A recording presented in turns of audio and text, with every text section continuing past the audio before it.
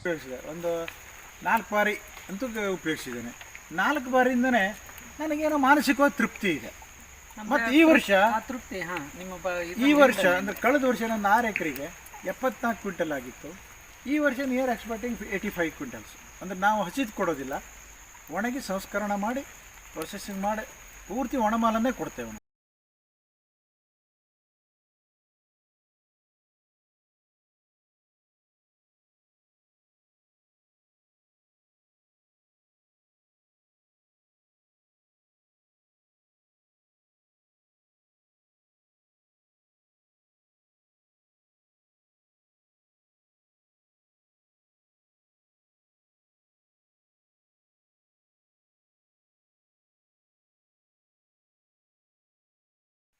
ಎಲ್ಲರಿಗೂ ನಮಸ್ತೆ. ರೈತರಿಗೆ ನನ್ನ ಹೆಸರು ಗಣೇಶ್ ಅಂತೇಳಿ ಕೆರನ್ ಆರ್ಗಾನಿಕ್ ಸಂಸ್ಥೆಯಿಂದ.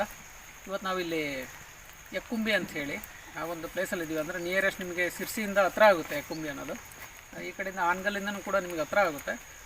ನಾವು ಹಿಂಗೆ ಒಂದು ವರ್ಷದ ಹಿಂದಿನ ದಿನದಲ್ಲಿ ಬಂದಾಗ ನಮಗೆ ಸರು ಯೂಟ್ಯೂಬ್ ನೋಡಿ ಕಾಲ್ ಮಾಡಿದ್ರು. ಸರ್ ಪರಿಚಯ ಆಗಿದ್ದರು.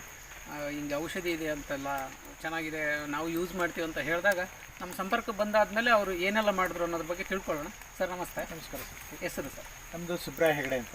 ನಮ್ಮದು ಉತ್ತರ ಕನ್ನಡ ಜಿಲ್ಲೆ, ಶಿರ್ಸಿ ತಾಲೂಕು, ಯಕ್ಕಂಬಿ. ಇದು ನಮ್ಮದು ಗ್ರಾಮ ಹೆಬ್ಬಳ್ಳಿ. ಇದು ಮಜಿರೆ ಶೆಟಗುಣಿ ಅಂತ ಬರ್ತದೆ. ಶಿರ್ಸಿಯಿಂದ 15 ಕಿಲೋಮೀಟ್ರ್ ದೂರ. ಇಲ್ಲಿ ನಮ್ಮದು 6 ಎಕರೆ ತೋಟ ಇದೆ. ನಮ್ಮ ತೋಟ ಯಾಕೋ ಏನೋ ಒಂದ್ಮೇಲೆ ಹಾಳಾಗಿತ್ತು. ಆಮೇಲೆ ನಾನು ಯೂಟ್ಯೂಬ್ಗಳಲ್ಲೆಲ್ಲ ನೋಡಿ ಕರಿಯನ್ ಅಂತ ಒಂದು ಬಿದ್ದ ಫೋನ್ ಮಾಡಿದೆವು ಸರಿಗೆ. ಪರಿಚಯ ಆಯಿತು. ಮೊದಲು ಫೋನಲ್ಲಿ ಪರಿಚಯ, ಆಮೇಲೆ ನೋಡಿ ಪರಿಚಯ. ಅವರು ಕೆಲ ಔಷಧಿಯನ್ನು ಕೊಟ್ಟರು. ಅದನ್ನು ಅವ್ರು ಹೇಳ್ದಾಗ ಹಾಕಿದಾಗ ಏನೋ ಮನಸ್ಸಿನ ಸ್ವಲ್ಪ ಬದಲಾವಣೆಗಳ ಗಿಡಕ್ಕಾಗಿದೆ ಅಂತ ಅನಿಸ್ತು. ಮೇಲೆ ಮರಕ್ಕೆ ಮೊದಲು ಗೊತ್ತಾಗಿಲ್ಲ ನನಗೆ, ಅಥವಾ ಆಗೂ ಇಲ್ಲ ಆವಾಗ. ಅದು ವರ್ಷಕ್ಕೆ 3 ಸಲ ಉಪಯೋಗಿಸ್ಬೇಕು ಹೇಳಿದಾಗೆಲ್ಲ ಮಾಡಿದೆ. ಮತ್ತು ನಾವು ಆ್ಯಸ್ ಯೂಸ್ವಲ್ ನಮ್ಮ ಪಾರಂಪರಿಕವಾಗಿ ಬಂತು ಆರ್ಗ್ಯಾನಿಕ್ಕು ನಾನು ಉಪಯೋಗಿಸ್ತಾ ಇದ್ದೇನೆ. ಅಂದರೆ ನಮ್ಮ ಗಡ್ಡಿಗೆ ಫ್ರಾಮ್ ಯಾರ್ಡ್ ಅಂತ ಹೇಳ್ತೇವಲ್ಲ ಅದು ಅಂತ ಹಾಕ್ತಾಯಿದ್ದೀವಿ. ನಾವು ಒಣ ಎಲೆಯನ್ನು ಬೇಸಿಗೆಲ್ಲ ಹಾಕ್ತೇವೆ. ಅದೆಲ್ಲ ಹಾಕಿದಾಗ ಏನೋ ಒಂದು ರೀತಿಯ ಮಾನಸಿಕ ತೃಪ್ತಿ ಇದೆ. ಇನ್ನೂ ಡಿಸೀಸ್ ಪೂರ್ತಿ ಹೋಗಿಲ್ಲ, ಬಟ್ ಏನೋ ಇದನ್ನು ಮಾಡಿದಾಗ ನಾವು ಆ ಡಿಸೀಸನ್ನು ಪಾರಾಗ್ಬೋದು ಅಂತ ಒಂದು ಮನೋಭಾವನೆ ನನಗೆ ಬಂದಿದೆ. ಹಾಗಾಗಿ ಯಾಕೋ ನಾವು ಔಷಧಿಯ ಮೂಲಕ, ಯೂಟ್ಯೂಬ್ ಮೂಲಕ ನಾವೇನೋ ಒಂದು ಭಾರಿ ಆತ್ಮೀಯರಾಗಿದ್ದೇವೆ ಈಗ. ಅದರಲ್ಲಿ ಔಷಧಿಗಳು ಕೂಡ ಸಮ್ವಾಟ್ ಬೆಟರ್ ಅಂತ ಅನ್ನಿಸ್ತಾ ಇದೆ ಬಾಕಿದಕ್ಕಿಂತ. ಮತ್ತು ನಾವಿಲ್ಲಿ ಹಾಳಾದ ನಾವು ಸ್ಥಾನಿಕವಾಗಿ ಯಾರ್ಯಾರೋ ಕೃಷಿ ತಜ್ಞರನ್ನು ಕೇಳಿದಾಗ ಅವರಷ್ಟು ಕೆಮಿಕಲ್ಗಳನ್ನೇ ಹೇಳ್ತಿದ್ರೆ ಹೊರತು ಆರ್ಗ್ಯಾನಿಕ್ ಅಥವಾ ಆರ್ಗ್ಯಾನಿಕ್ ಮೆಥಡ್ಗಳನ್ನು ಹೇಳೋದೇ ಇಲ್ಲ ಆಗಿತ್ತು. ನಾವು ಕೇಳಿದ್ರು ಅದು ಉಪಯೋಗ ಇಲ್ಲ, ನೀವು ಒಂದು ಆರ್ಗ್ಯಾನಿಕ್ ಉಪಯೋಗಿಸಿದರೆ 4 ವರ್ಷ ಬೇಕು, 8 ವರ್ಷ ಬೇಕು ಅದು ರಿಸಲ್ಟ್ ನೋಡಲಿಕ್ಕೆ ಅಂತ ಹೇಳ್ತಿದ್ರು. ಅಲ್ಲಿ ಸಣ್ಣ ಹಿಡುವಳಿದಾರೆ, ಒಂದು ಅರ್ಧ ಎಕರೆ ಅಥವಾ 3/4 ಎಕರೆ ಇದ್ದವರು ಕೆಮಿಕಲ್ಸಿಗೆ ಹೋಗೇ ಇರಲಿಲ್ಲ.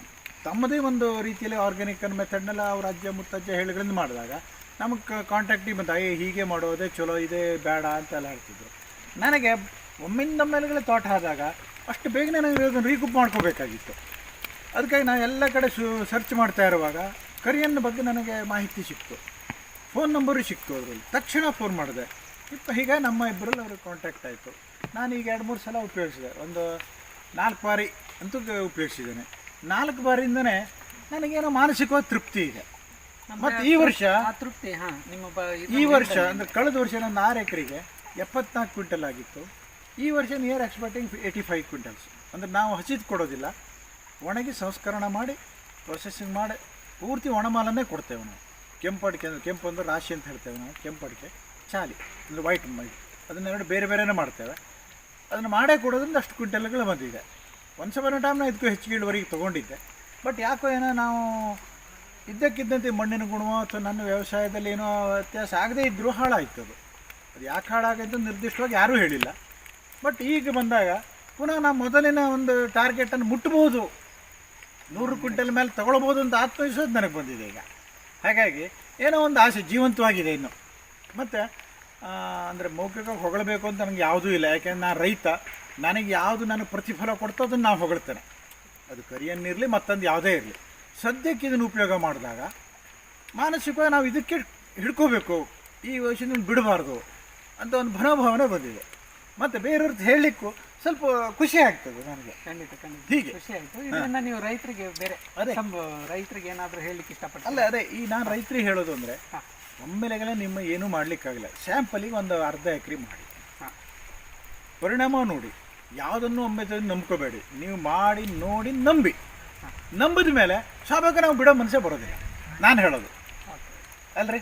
ಯಾಕೆಂದ್ರೆ ನಮ್ಗೆ ಅಕಸ್ಮಾತ್ ಈಗ ನಮ್ಮ ಸಿರ್ಸಿ ಸುತ್ತಮುತ್ತ ಒಂದೆರಡು ಆರ್ಗ್ಯಾನಿಕ್ ಪೌಡ್ರ್ ಸಿಗ್ತದೆ ಗೊಬ್ಬರ, ನಾನು ಹಾಳಾದ ವರ್ಷನೇ ಹಾಕಿದ್ದೆ, ನನಗೆ ರಿಸಲ್ಟೇ ಬರಲಿಲ್ಲ, ಜೀರೋ. ನಾನು ನಮ್ಮ ಅಣ್ಣವ್ರ ಹತ್ರ ಎಲ್ಲ ಹೇಳಿದ್ದೆ, ಅದು ಬುಸಡ ಗೊಬ್ಬರ ತರಬೇಡ್ರಿ. ನಾನು ಫಸ್ಟ್ ತಂದವನೇ ನಮ್ಮ ಮನೆಯಲ್ಲಿ. ನಮ್ಮ ಅಣ್ಣವ್ರಿಗೆ ಹೇಳ್ಬೇಕು, ಬುಸಡ ಗೊಬ್ಬರ ತರಕ್ಕೆ ಹೋಗ್ಬೇಡ್ರಿ, ಪ್ರಯೋಜನ ಇಲ್ಲ, ಅದು ಹಾಕಿ ಪ್ರಯೋಜನ ಇಲ್ಲ. ಇದರಿಂದ ನಿಮಗೆ ಕೇರನ್ ನಮ್ಮ ಮಾರ್ಗದರ್ಶನ ಇರ್ಬೋದು ಅಥವಾ ನಮ್ಮ ಔಷಧಿ ಬಗ್ಗೆ ಇರ್ಬೋದು, ನಿಮಗೊಂದು ತೃಪ್ತಿ ಇದೆ? ನನಗೆ ತೃಪ್ತಿ ಇದೆ. ಯಾಕೆಂದರೆ ನಾನು ನಮ್ಮ ದೊಡ್ಡ ಗೊಬ್ಬರವನ್ನು ಹಾಕ್ತೇನೆ, ಅಂದರೆ ಕೊಟ್ಟಿಗೆ ನಾವು ಸ್ಲರಿ ತೆಗೆದು ಹಾಕಿ ಗೊಬ್ಬರದನ್ನು ಹಾಕ್ತೇನೆ. ಆ ನಂತರ ನಾನು ಹಾಕೋದಂದರೆ ವರ್ಷಕ್ಕೊಮ್ಮೆ ಯೂರಿಯಾ, ಪೊಟ್ಯಾಷಿಯಂ ಪೀಚನ್ನು ಕೊಡ್ತೇನೆ ಮೇಗೆಂಡಿಗೆ. ಆಮೇಲೆ ಪೂರ್ತಿ ಜೀವಾಮೃತ ಮತ್ತು ನಿಮ್ಮ ಕರಿಯನ್ನು. ನಂದು ಒಂದು ಡೌಟ್ ಇದೆ ಸರ್, ನಿಮ್ಮ ಈ ಮಲೆನಾಡು ಭಾಗದಲ್ಲಿ ಈಗ ನಮ್ಮ ಔಷಧಿ ಬಳಕೆ ಮಾಡಿದ್ರೆ ಎಲ್ಲಾನು ನೀರಲ್ಲಿ ಕೊಚ್ಚಿ ಹೋಗುತ್ತೆ ಅನ್ನೋ ಒಂದು ಭಾವನೆ ಇದೆ. ನೀವು ಈಗಾಗಲೇ ಆಲ್ರೆಡಿ 4ನೇ ಸರಿ ಬಾರಿ ಯೂಸ್ ಮಾಡ್ತಾ ಇದ್ದೀರ. ಇದ್ರ ಬಗ್ಗೆ ರೈತರಿಗೆ, ಬೇರೆ ರೈತರುಗಳಿಗೆ ಹೇಳತ್ತೀನಿ ಸರ್? ಅದು ನಾನು ನನ್ನ ವೈಯಕ್ತಿಕವಾಗಿ ಹೇಳೋದಾದರೆ, ದೊಡ್ಡ ಮಳೆ ಅಂದರೆ ನಮ್ಮ ಈ ಮಲೆನಾಡಿನಲ್ಲಿ ಭಾರಿ ಮಳೆ ಬರ್ತದೆ. ದೊಡ್ಡ ಮಳೆ, ನಿಮ್ಮ ಈಗ ನಾವೇನು ರಾ ಮಟೀರಿಯಲ್ಸ್ ಇರ್ತೇವೆ, ಮುಚ್ಚಿ ಮಲ್ಚಿಂಗ್ ದಪ್ಪ ಇದ್ದರೆ ನೀವು ಮಳೆಗಾಲದಲ್ಲೂ ಹಾಕ್ಬೋದು. ಅಂದರೆ ಮಣ್ಣಿನಲ್ಲಿ ಅದು ಹೀರ್ಕೋಬೇಕು, ಹೀರ್ತೊಂದ್ಕೊಳ್ಳೋದು ಬಿಟ್ಟುಕೊಡೋದಿಲ್ಲ. ನಮ್ಮ ಮೇಲೆ ಮುಂಚೆಲ್ಲ ಮಾಡಿರ್ತೇವೆ, ಬಹಳ ತೆಳುವ ಮುಚ್ತೇವೆ. ಅಥವಾ ನಮ್ಮ ಮುಚ್ಚಿಗೆ ಏನೂ ಇಲ್ಲ ಅಂದರೆ ಒಣ ಎಲೆ ಆಗಲಿ, ಕರಡ ಅಂತ ನಾವು ಹೇಳ್ತೇವೆ, ಅಥವಾ ಸೊಪ್ಪು, ಹಸಿರೆ ಸೊಪ್ಪು ಅದು ಇಲ್ಲ ಅಂದರೆ ದೊಡ್ಡ ಮಳೆಯಲ್ಲಿ ಹಾಕಬೇಡಿ, ನನ್ನ ಅಭಿಪ್ರಾಯ. ಅಂದರೆ ಈಗ ನಾವು ಜೂನ್, ಜುಲೈ, ಆಗಸ್ಟ್ದಲ್ಲಿ ಹಾಕಬೇಡಿ. ಅಂದರೆ ಯಾಕೋ ಏನೋ ನಮಗೆ ಅದ್ರ ಮೆಸರ್ಮೆಂಟ್ ಮಾಡ್ಲಿಕ್ಕೆ ತಿಳಿಯೋದಿಲ್ಲ, ಯಾಕೆ ನಾವು ಲ್ಯಾಬೋರೇಟ್ರಿ ಇಟ್ಕೊಂಡಿಲ್ಲ ಅಥವಾ ಅದರಲ್ಲಿ ನಾವು ಪರಿಣಿತರು ಅಲ್ಲ. ನಮ್ಮ ಪರಿಣಿತಿ ಅಂದರೆ ನಾವು ಹಾಕೋ ಔಷಧಿ ನಮಗಲ್ಲಿ ಉಪಯೋಗ ಆಯಿತು ಅಂದರೆ ನಾವು ಸಕ್ಸಸ್ ಆದ್ವಿ ಅಂತ, ಅದೇ ನಮ್ಮ ಮೆಥಡ್. ಮಳೆಗಾಲದಲ್ಲಿ ಹಾಕಿದರೆ ನಾವು ಎಷ್ಟೋ ಕಡೆ ನೋಡ್ತೇವೆ, ನಾವು ಹಾಕಿದ ದಡ್ಡಿ ಗೊಬ್ಬರ ಸಹಿತಾಗಿ ನೀರಲ್ಲಿ ತೇಲು ಹೋಗ್ಬಿಡ್ತದೆ. ತೇಲು ಹೋದ ಜಾಗದಲ್ಲಿ ಅಲ್ಲಿ ಕಳೆಗಳು ಪ್ರಫುಲ್ಲವಾಗಿ ಉಳ್ತಾವೆ.